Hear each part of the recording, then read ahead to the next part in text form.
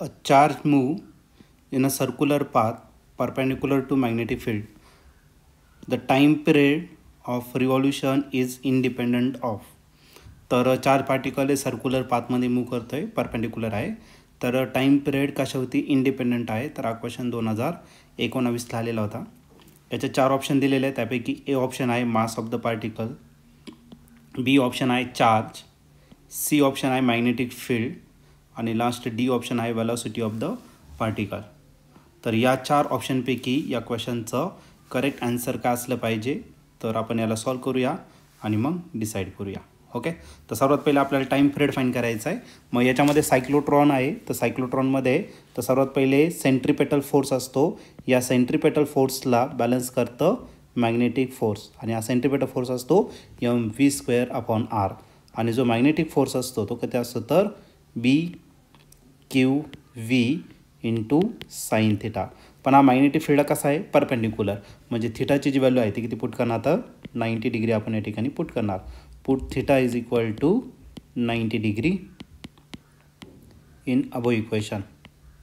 तर वरच्या इक्वेशनमध्ये आपण काय करू तर थिटाची व्हॅल्यू 90 पुट करून टाकू. मग आपल्याकडे काय भेटणार आहे mv²/r इज इक्वल टू फक्त भेटेल आपल्याला BQV. इथला एक V आणि इथला एक V काय होणार आहे कॅन्सल होणार आहे. म्हणजे आपल्याला काय भेटणार आहे mv/r इज इक्वल टू आपल्याला भेटेल आपल्याला BQ. ओके. तर आता आपल्याला काय फाईंड करायचं आहे तर आपल्याला फाईंड करायचं आहे टाईम पिरियड फाईंड करायचं. मी काम करायच्यात वेलॉसिटी जी आहे ती वेलॉसिटी या ठिकाणी फाईंड करून घेऊ. मग वेलॉसिटी जर फाईंड केलं स्पीड तर स्पीड भेटेल आपल्याला या ठिकाणी BQR आणि त्या पूर्ण टर्मला डिवाईड करायचं कशाने तर यमने या ठिकाणी आपण डिवाईड करणार. तर आता आपल्याला फाईंड करायचं आहे टाईम पिरियडचा ओके फॉर्म्युला.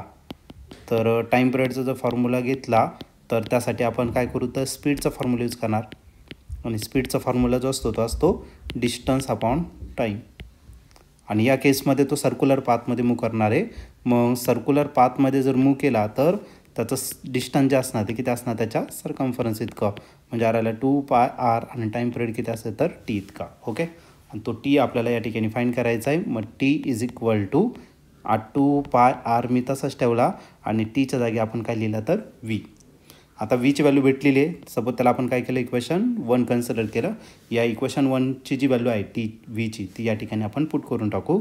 मग आपला जो टी असणार आहे T is equal to 2πr तसंच लिहिला आणि Vच्या जागी मी काय टाकलं तर BQR आणि त्याला डिवाईड करायचं कशाने तर यमने डिवाईड करायचं. ओके. आता इथला आर आणि इथला आर काय झाला कॅन्सल झाला. मग आता आपल्याला तो टाईम पिरियडचा फॉर्म्युला या ठिकाणी सिम्प्लिफाईड करायचा. यम पुट असणार तो न्यूमरेटरला घेणार. मग करायला तर 2πm आणि खाली करायला तर आपला BQ. मग आता बघा पहिलं जे ऑप्शन दिलेलं आहे तर टाईम पिरियड इंडिपेंडेंट विचारलं आहे. तर फर्स्ट ऑप्शन जो आहे तो आहे मास ऑफ द पार्टिकल. पार्टिकलच्या मासवरती डिपेंड आहे. तर या ठिकाणी तुम्ही जर बघितलं फॉर्म्युल्यामध्ये यम आहे म्हणजे मास ऑफ द पार्टिकलवरती तो डिपेंड आहे. दुसरं बी ऑप्शन आहे चार्ज ऑफ द पार्टिकल. तर चार्जवरती पण तो डिपेंड आहे बरोबर आहे. नेक्स्ट दिलेला आहे मॅग्नेटिक फील्ड आणि तो जर तुम्ही या ठिकाणी बघितलं तर मॅग्नेटिक फील्डवरती देखील डिपेंड आहे. आणि लास्टचा जो राहिला तो राहिला तुमचं वेलॉसिटी ऑफ द पार्टिकल. तो वेलॉसिटी या ठिकाणी टीच्या फॉर्म्युल्यामध्ये दिसत नाही म्हणजे वेलॉसिटी ऑफ द पार्टिकल हा काय तर रॉंग ऑप्शन असणार. म्हणजे time period is independent on velocity of the particle. म्हणून या क्वेश्चनचं जे आन्सर असणार ते ऑप्शन डी असेल. ऑप्शन डी म्हणजेच काय velocity of the time period is independent on velocity of the particle.